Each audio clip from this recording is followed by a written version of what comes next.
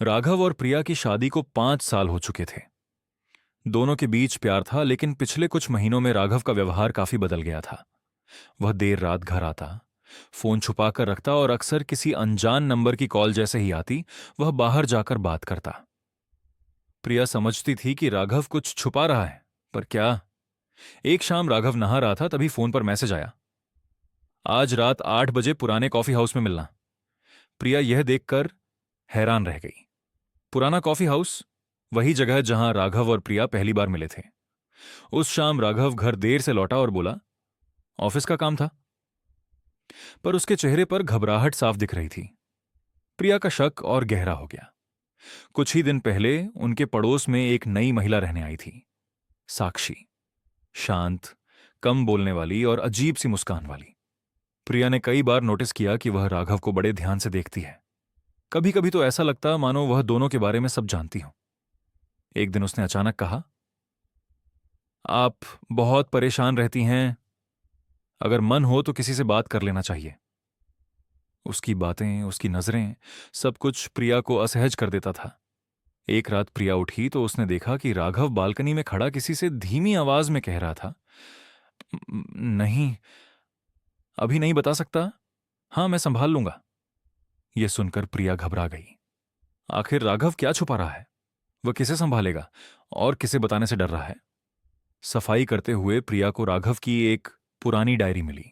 उसमें लिखा था, अगर यह सच सामने आया तो सब खत्म हो जाएगा। प्रिया के हाथ कांप उठे। क्या राघव किसी और औरत के साथ? उसके मन में हर तरह के शक उठने लगे। अब प्रिया ने फैसला किया कि वह खुद सच्चाई पता लगाएगी। एक दिन राघव ने फिर कहा, आज ऑफिस में लेट हो जाएगा। जैसे ही वह निकला, प्रिया चुपचाप उसके पीछे पीछे चल दी। राघव शहर से बाहर एक पुराने सुनसान बंगले में गया। वहां हल्की रोशनी जल रही थी। प्रिया खिड़की से झांकने लगी और जो उसने देखा वह उसे अंदर तक हिला गया। अंदर एक लड़की बेसुध पड़ी थी, हाथों में पट्टियां और चेहरा घायल।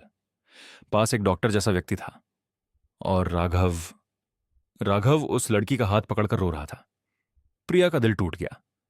क्या उसकी जिंदगी में वास्तव में कोई और है?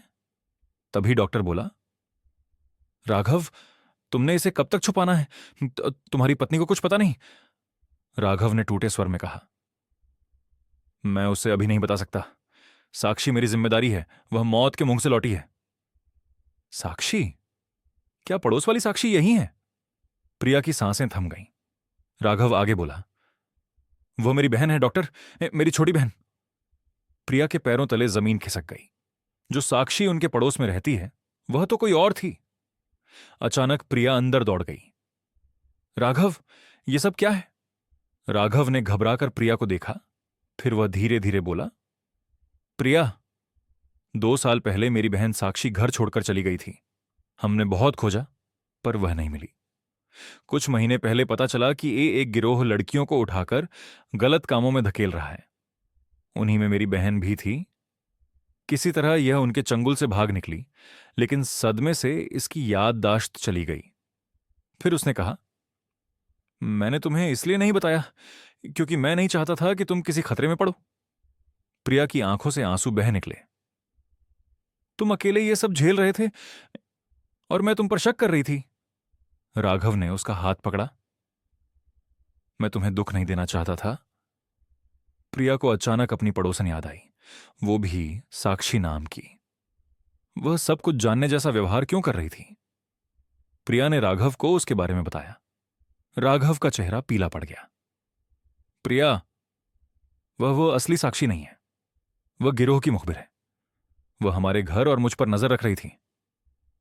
अब सारी कड़ियां जुड़ गईं। वही अनजान मैसेज, वही नजरें, वही अजीब बातें। असली वो कोई और नहीं, बल्कि वही पड़ोस वाली साक्षी थी। उसी रात घर के बाहर किसी की हल्की आहट हुई। राघव दरवाजे की ओर बढ़ा। दरवाजा खुलते ही सामने वहीं पड़ोसन साक्षी खड़ी थी। उसकी आंखों में एक अजीब चमक थी।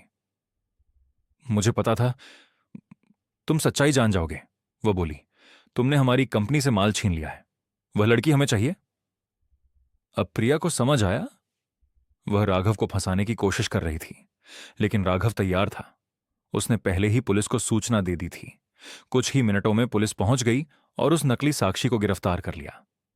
कुछ हफ्तों बाद राघव की असली बहन साक्षी की याददाश्त वापस आने लगी। घर में खुशियां लौट आईं। एक दिन साक्षी ने प्रिया का हाथ पकड़कर कहा, भाभी, आपने मुझे बचाया है। अगर आप उस रात पीछा न करती तो शायद मैं आज यहां न होती। प्रिया मुस्कुरा दी। परिवार हो तो हर मुश्किल आसान लगती है। राघव ने दोनों को देखते हुए कहा, अब हमारी जिंदगी में न कोई राज होगा, न कोई वो, सिर्फ हम और हमारा परिवार। और सच में शक की जगह प्यार ने ले ली, डर की जगह भरोसे ने। कहानी अच्छा लगा हो तो लाइक और चैनल को सब्सक्राइब करें। धन्यवाद।